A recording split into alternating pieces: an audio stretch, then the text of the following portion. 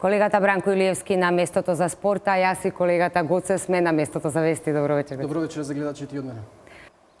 Да се влезе во една телевизија каде што ти вела дека ќе има 24 сата вести, дека цело тоа случување ќе се одвива во живо, дека ќе има многу линковски вклучувања, нема да има премногу монтирани прилози, дека ќе се следат сите оние работи што сте важни за граѓаните, дека ќе ги известуваме, ќе ги информираме. Мислам дека нема новина што би ја додел на еден таков притиск. Мислам дека тимот е одличен, совршено избран, оние кои што дојдоа млади, кои што немаа искуство, се вклопија веднаш.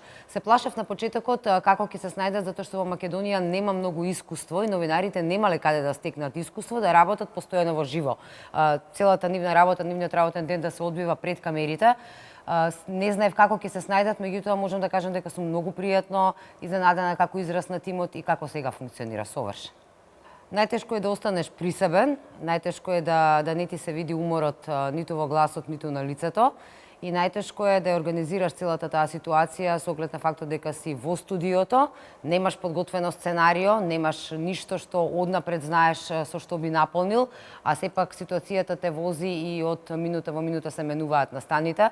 Многу пати од оваа позиција или овде до овој компјутер во истиот момент додека ја читав веста од светските сајтови доколку се работеше за обидот за воен удар во Турција и во истиот момент преведував. Значи не смееш да направиш ниту пауза, тоа веднаш го чувствуваат гледачите, мораш постојано да одиш во живо, постојано да зборуваш и малку е комплицирано во истиот момент да читаш вест на англиски јазик и во истиот момент да ја преведуваш на гледачите, а при тоа да го нема она што ги иритира туку да ти тече мислата.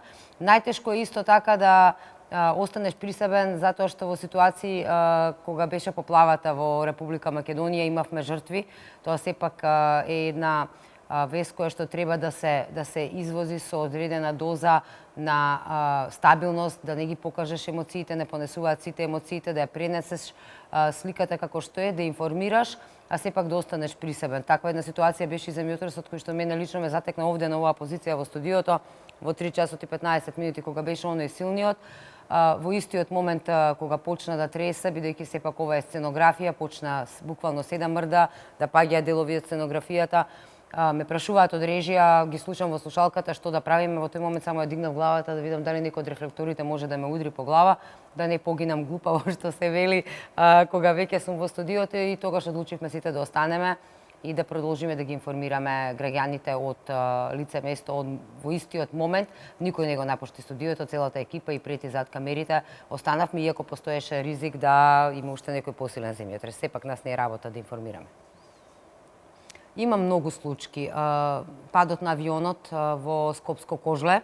Телевизија Нова беше на лице место уште вечерта, во истиот момент кога добивме информацијата дека е паднат авион во околината на Скопско. Екипата на телевизија Нова, колегата Видиновски, заминаа веднаш. Оделе пеш по кал, по дожд, да стасаат до локацијата каде што е авионот. Јас бев во студиото. Тоа беше една, ете така новинарски речено, предизвик ситуација, затоа што првија пренесовме сликата, имавме буквално слика од самата лупина од авионот од таму. Има и анегдоти интересни, има и многу интересни моменти. Во овие вести кога е живо се може да се случува. Нема многу гафови, затоа сум посебно среќна, меѓутоа интересни ситуации колку ти душе сака.